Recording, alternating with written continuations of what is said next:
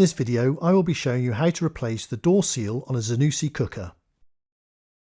Remember to work safely by disconnecting the appliance before attempting any repair. I'm going to open the door. The seal is here around the cavity. This is an easy one to replace. The seal has hooks on all four corners. Lift off to release.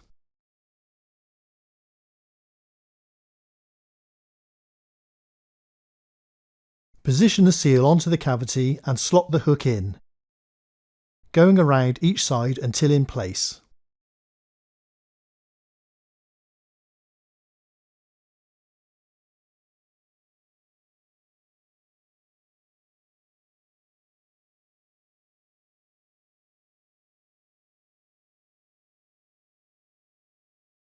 Open and close the door to make sure it's making contact, otherwise you will lose heat. Door seal on a Zanussi cooker done. Watch our other helpful videos and subscribe to our channel.